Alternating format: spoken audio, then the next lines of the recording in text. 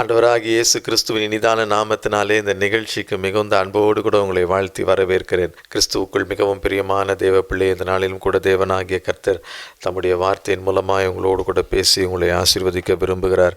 இன்றைய நம்முடைய தியானத்திற்கென்று தெரிந்தெடுக்கப்பட்ட வேத வசனம் அப்போஸ்தலர் நடவடிக்கைகளின் புஸ்தகம் 1ஆம் அதிகாரம் 10 மற்றும் 11 ஆகிய பகுதிகளிலே நாம் பார்க்கிறோம்.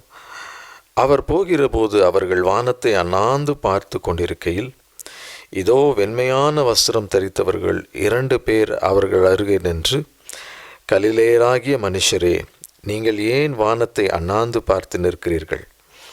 உங்களிடத்தினின்று வானத்துக்கு எடுத்துக்கொள்ளப்பட்ட இந்த இயேசுவானவர் எப்படி உங்கள் கண்களுக்கு முன்பாக வானத்துக்கு எழுந்தருளி போனாரோ அப்படியே மறுபடியும் வருவார் என்றார்கள். ஆண்டவராகிய இயேசு கிறிஸ்து இந்த பூமிக்கு முதன்முறையாக ஒரு இரட்சகராய் வந்தார். ஆனால் அவர் மீண்டும் ஒரு நியாயாதிபதியாய் இந்த பூமிக்கு வரப்போகிறேன் என்று சொல்லியிருக்கிறார். ஆம், இயேசு கிறிஸ்து உயிர்த்தெழுந்த ஆண்டவர் பரமேறுவதற்கு முன்பதாக தன்னுடைய சீஷர்களோடு கூட அந்த கலிலேயா கடற்கரையில் நின்ற பொழுது அவர்கள் கண்களுக்கு முன்பதாக அவர்கள் வானத்துக்கு எடுத்து கொள்ளப்பட்ட பொழுது, சீஷர்கள் வானத்தை நோக்கி பார்த்து கொண்டு நிற்கும் பொழுது, அங்கிருந்து ஒரு குரல், உங்களிடத்திலிருந்து வானத்துக்கு எடுத்து கொள்ளப்பட்ட இந்த இயேசுவானவர் எப்படி உங்கள் கண்களுக்கு முன்பாக வானத்துக்கு எழுந்தருளி போனாரோ அப்படியே மறுபடியும் வருவார்.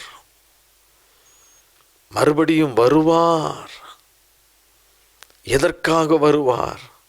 இயேசு கிறிஸ்து இந்த பூமிக்கு அவர் ஒரு நியாயாதிபதியாய் மீண்டும் வரப்போகிறார். இதை குறித்து இயேசு கிறிஸ்து தம்முடைய சீஷர்களிடத்திலே சொன்ன அநேக காரியங்கள் இருக்கின்றன. முதலாவது, இயேசு கிறிஸ்து தம்முடைய வருகை குறித்து லூக்கா எழுதின சுவிசேஷம் 17ஆம் அதிகாரம் அதனுடைய 26 முதல் 30 வரை உள்ள வசனங்களிலே குறிப்பிட்டு சொல்லியிருக்கிறதை நாம் பார்க்கிறோம். லூக்கா 17:26 முதல் 30 வரைக்கும் 2 காரியங்களை இங்கு ஆண்டவராகிய இயேசு கிறிஸ்து சொல்லுகிறதை பார்க்கிறோம். முதலாவது ஒரு காரியத்தை சொல்லுகிறார், நோவாவின் நாட்களில் நடந்தது போல மனுஷகுமாரனுடைய நாட்களிலும் நடக்கும் என்று சொல்லி, ஆண்டவருடைய 2ஆம் வருகை, அந்த இரகசிய வருகை எப்பொழுது இருக்கும் என்று இயேசுவே இந்த பகுதியிலே சொல்லியிருக்கிறார். நோவாவின் நாட்களில் நடந்தது போல மனுஷகுமாரின் நாட்களில் நடக்கும். நோவாவின் நாட்களில் நடந்தது என்ன? ஆதி ஆகமங்களின் புஸ்தகம் 6ஆம் அதிகாரத்திலே 5ஆம் வசனம் முதல் 13ஆம் வசனம் வரை உள்ள பகுதிகளிலே பார்க்கிறோம். மனுஷனுடைய அக்கிரமம் பூமியிலே பெருகினது என்றும், அவனுடைய இருதயத்தின் நினைவுகளின் தோற்றமெல்லாம் நித்தமும் பொல்லாததே என்று கர்த்தர் கண்டு தாம் பூமியிலே மனிதனை உருவாக்கியதற்காக அவர் மனஸ்தாபப்பட்டார். அவர் உள்ளம் நொறுங்கி போனது, ஏன் இந்த மனிதனை உருவாக்கினேன் என்று சொல்லி. அவ்வளவு அக்கிரமம் மனிதனுடைய வாழ்க்கையிலே, அவ்வளவு அநியாயம். ஆனாலும் அந்த ஜனங்கள் தேவனுடைய கோபாக்கினை நாட்கள் அருகில் இருப்பதை அவர்களால் புரிந்து கொள்ள முடியவில்லை. தங்களுடைய அக்கிரமத்தில் தொடர்ந்து வாழ்ந்து கொண்டிருந்தார்கள். ஆனால் நோவா அந்நாட்களில் இருந்தவர்களுக்குள்ளே உத்தமனும் தேவனுக்கு பிரியமான மனிதனாயிருந்தான். நோவாவுக்கு தேவனுடைய கண்களில் இரக்கம் கிடைத்தது, கிருபை கிடைத்தது. அந்த அளவுக்கு ஆண்டவருக்கு பிரியமாய் இருந்தான். அவனை சுற்றி பாவம் இருந்தது, அவனை சுற்றி அநியாயம் இருந்தது, அவனை சுற்றி அக்கிரமம் இருந்தது, அசுத்தம் இருந்தது. ஆனாலும் தேவனுடைய பார்வையிலே நீதிமானாய் உத்தமனாய் இருந்தான் அவைகளுக்கு மத்தியிலே நோவா. ஆகவே நோவாவையும் அவன் குடும்பத்தையும் கர்த்தர் பாதுகாக்க திட்டம் வைத்து ஒரு பேழையை உண்டாக்கினார். அந்த பேழையின் மூலமாய் நோவாவின் குடும்பத்தினர் பாதுகாக்கப்பட்டார்கள். இயேசு கிறிஸ்து சொல்லுகிறார், நோவாவின் நாட்களில் எப்படி நடந்ததோ அதே போல நடக்கும். மக்கள் அக்கிரமங்கள் அநியாயங்கள் செய்து கொண்டிருந்தார்கள். ஆனால் ஒரு நாள் ஜலப்பிரளயம் வந்து எல்லாரையும் அழித்து போட்டது. ஆண்டவர் சொல்லுகிறார், நோவாவின் நாட்களில் நடந்தது போல மனுஷகுமாரனின் நாட்களில் நடக்கும். எப்படி வானத்துக்கு எழுந்தருளி போனாரோ அப்படியே இயேசு மீண்டும் வரப்போகிறார் ஒரு நியாயாதிபதியாய். அதைதான் அவர் இங்கே சொல்லியிருக்கிறார், நோவாவின் நாட்களில் நடந்தது போல நடக்கும். இரண்டாவதாக, லோத்து என்ற ஒரு மனிதனை குறித்து நாம் வேதத்திலே பார்க்கிறோம். இந்த லோத்தின் நாட்களிலும் கூட இதே போல காரியங்கள் சம்பவித்தது. அந்த தேசம் பயங்கரமான பாவத்திற்குட்பட்டது. தேவன் அதை அழிக்க சுத்தம் கொண்டார். ஆகவே லோத்துவையும் அவன் குடும்பத்தையும் அப்புறப்படுத்த நினைத்தார். அந்த இடத்தில் இருந்து தேவன் அதை செய்தார். அதன் பிறகு வானத்திலிருந்து அக்கினியும் கந்தகமும் வருஷித்து எல்லாரையும் அழித்து போட்டது என்று சொல்லி நாம் பார்க்கிறோம். இயேசு கிறிஸ்து சொல்லும் பொழுது சொல்லுகிறார், அந்த லோத்தின் நாட்களில் நடந்தது போலவே மனுஷகுமாரனுடைய நாட்களிலும் நடக்கும். அந்த லோத்தின் நாட்களில் நடந்தது போலவே மனுஷகுமாரனுடைய நாட்களிலும் நடக்கும் என்று இயேசு சொல்லி இருக்கிறார். மனிதனுடைய வாழ்க்கையிலே அக்கிரமம், அநியாயம் பயங்கரமாக இருக்கும், துணிகரம் இருக்கும். ஆனாலும் தேவனுடைய கோபாக்கினை அவன் அறிந்து கொள்ளாமல் இருப்பான். அப்படிப்பட்ட அக்கிரமத்தின் மத்தியிலும் லோத்து நீதிமானாயிருந்தான். நோவாவின் நாட்களில் அவனை சுற்றி அநேக பாவங்கள், அவைகளுக்கு மத்தியிலே நோவா உண்மையாயிருந்தான், பரிசுத்தமாயிருந்தான், நீதிமானாயிருந்தான். ஆகவே நோவா காக்கப்பட்டான். லோத்து உத்தமமாயிருந்தான், ஆகவே லோத்து காப்பாற்றப்பட்டான். மனுஷகுமாரனுடைய நாட்களிலும் இதே போல ஒரு பெரிய காரியம் நடக்கும் என்று சொல்லி ஆண்டவராகிய இயேசு கிறிஸ்து சொல்லி இருக்கிறார். மத்தேயு எழுதின சுவிசேஷம் 16ஆம் அதிகாரம் 27ஆம் வசனத்தில் பார்க்கிறோம், மனுஷகுமாரன் தம்முடைய பிதாவின் மகிமை பொருந்தினவராய் தம்முடைய தூதரோடு கூட வருவார். அப்பொழுது அவன் கிரியைக்கு தக்கதாக அவனுக்கு பலன் அளிப்பார். இந்த உலகத்திலே அநியாயமாய் ஓடிக்கொண்டிருக்கிற மனிதனுக்கு ஏற்ற பலன், அக்கிரமத்தோடு ஓடிக்கொண்டிருக்கிற மனிதனுக்கு ஏற்ற பலன், அதே போல பரிசுத்தமாய் இருக்கிற, நியாயமாயிருக்கிற, நீதியாய் செய்கிற மனிதனுடைய அவனுடைய கிரியைக்கு ஏற்ற பலன் மனுஷகுமாரன் வரும் பொழுது கொடுப்பார்.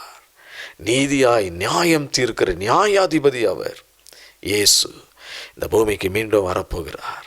ஒரு நியாயாதிபதியாய் வரப்போகிறார். உங்களிடத்திலிருந்து வானத்துக்கு எடுத்து கொள்ளப்பட்ட இந்த இயேசுவானவர் எப்படி உங்கள் கண்களுக்கு முன்பாக வானத்துக்கு எழுந்தருளி போனாரோ அப்படியே மறுபடியும் வருவார். நிச்சயம் வருவார். ஒரு நியாயாதிபதியாய் வருவார். நோவாவின் நாட்களில் நடந்தபடி நியாய தீர்ப்பு வரும். லோத்தின் நாட்களில் நடந்தபடி இந்த பூமிக்கு நியாய தீர்ப்பு கிடைக்கும் என்று சொல்லி வேதம் எச்சரிக்கிறது. நோவா, லோத்து இப்படிப்பட்ட நீதிமான்கள் அப்படிப்பட்ட பாவத்தின் மத்தியில் எப்படி உத்தமர்களாக இருந்தார்களோ அதே போல நாமும் இருக்கும் பொழுது ஆண்டவருடைய வருகைக்கு நாம் ஆயத்தமாக இருப்போம். அவருடைய ராஜ்யத்திற்குள் பிரவேசிக்கும் அந்த பாக்கியத்தை கிருபையாய் ஆண்டவர் நமக்கு கொடுப்பார். அவரை முகமுகமாய் தரிசிக்கும் ஸ்லாக்கியத்தை கொடுப்பார். நித்திய நியாய தீர்ப்புக்கு நாம் தப்பிக்கொள்ளும் கிருபை ஆண்டவர் கொடுப்பார். மத்தேயு எழுதின சுவிசேஷம் 24ஆம் அதிகாரம் 3 முதல் 27 வரை உள்ள வசனங்களிலே நாம் பார்க்கிறோம். மத்தேயு 24ஆம் அதிகாரத்திலே 3 முதல் 27 வரை உள்ள வசனங்களிலே நாம் பார்க்கிறோம். ஆண்டவராகிய இயேசு கிறிஸ்துவின் வருகையின் பொழுது என்ன சம்பவிக்கும், அது எப்பொழுது அது நடக்கும், ஆண்டவருடைய வருகை எப்பொழுது இருக்கும் என்பதெல்லாம் இயேசு கிறிஸ்து தன்னுடைய சீஷர்களிடத்திலே மிக அழகாய் தெளிவாய் சொல்லியிருக்கிறார். அவர் வருகை எப்படி இருக்கும் என்று சொல்லி ஆகவே இதை நேரம் கிடைக்கும் பொழுது நீங்கள் படித்து பார்க்கும்படி அன்பாய் கேட்கிறேன். தேவ பிள்ளையே, மத்திய எழுதின சுவிசேஷம் 24ஆம் அதிகாரம், அந்த அதிகாரம் முழுவதையும் நீங்கள் படித்து ஆண்டவருடைய சமூகத்தில் காத்திருந்து ஜெபியுங்கள். கர்த்தர் உங்களோடு கூட பேசுவார். தேவனுடைய வருகைக்கு நம்மை ஆயத்தப்படுத்துவார். இதுதான் மிக மிக முக்கியமான காரியம். வெளிப்படுத்தின விசேஷம் 22ஆம் அதிகாரம் அதனுடைய 11, 12 ஆகிய பகுதிகளில் நாம் பார்க்கிறோம். அநியாயம் செய்கிறவன் இன்னும் அநியாயம் செய்யட்டும், அசுத்தமாயிருக்கிறவன் இன்னும் அசுத்தமாயிருக்கட்டும், நீதி உள்ளவன் இன்னும் நீதி செய்யட்டும், பரிசுத்தம் உள்ளவன் இன்னும் பரிசுத்தமாகட்டும். இதோ சீக்கிரமாய் வருகிறேன். அவன் அவனுடைய கிரியைகளுக்கு ஏற்றபடி அவன் அவனுக்கு நான் அளிக்கும் பலன் என்னோட கூட வருகிறது. இதுதான் மிக மிக முக்கியமான காரியம். வருவேன் என்று சொல்லி போன ஆண்டவர் மீண்டும் வரப்போகிறார். ஒரு நியாயாதிபதியாக இந்த பூமிக்கு வரப்போகிறார். மனிதர்களுடைய கிரியைகளுக்கு ஏற்ற பலனை கொண்டு வருவேன் என்று சொல்லி இருக்கிறார்.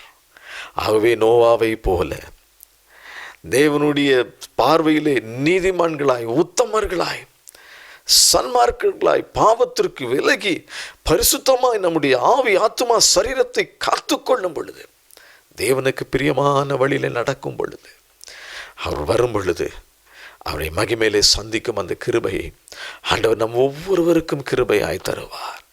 இது மிக மிக முக்கியமான காரியம். இது மிக மிக முக்கியமான காரியம். மத்தேயு 24:27 நாம் பார்க்கிறோம். மின்னல் கிழக்கிலிருந்து தோன்றி மேற்கு வரைக்கும் பிரகாசிக்கிறது போல மனுஷகுமாரனுடைய வருகையும் இருக்கும். ஒரு இமை பொழுதிலே இது நடக்கும். நினையாத நாளிலே இது நடக்கும். கொஞ்சம் கூட எதிர்பாராத ஒரு நிலையில் இயேசு கிறிஸ்துவின் வருகை இருக்கும். அது எப்படி இருக்கும் என்று சொல்லி ஆண்டவர் சொல்லியிருக்கிறார். இயேசு சுவாமி சொல்லியிருக்கிறார். மத்தேயு 24:27 நான் மறுபடியும் அதை சொல்லுகிறேன். மின்னல் கிழக்கிலிருந்து தோன்றி மேற்கு வரைக்கும் பிரகாசிக்கிறது போல மனுஷகுமாரனுடைய வருகை இருக்கும். வருவேன் என்று சொல்லி போன ஆண்டவர் சீக்கிரமாய் வரப்போகிறார்.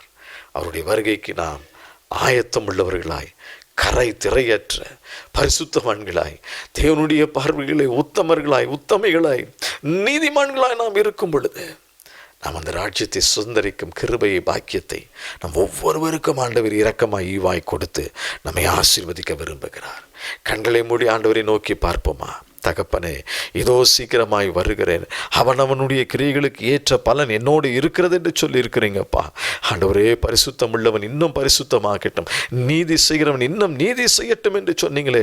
பரிசுத்தத்திலும் தேவ நீதியிலும் பலனடைய என்னோடு சேர்ந்து ஜெபிக்கிற நம்முடைய பிள்ளைகள் ஒவ்வொருவருக்கும் கிருபை தாரும். நம்முடைய வருகைக்கு ஆயத்தம் உள்ளவர்களாய் என்னாலும் இருக்க ஆண்டவரே இரக்கம் பாராட்டுங்கப்பா. நம்முடைய கிருபை எங்களை சூழ்ந்து கொள்ளட்டும். ஆண்டவரே, நம்முடைய வருகையில் கரை திரையற்ற பரிசுத்தவான்களாய், நீதிமான்களாய், உத்தமர்களாய், உத்தமிகளாய் நாங்கள் இருக்க கிருபை தாரும்.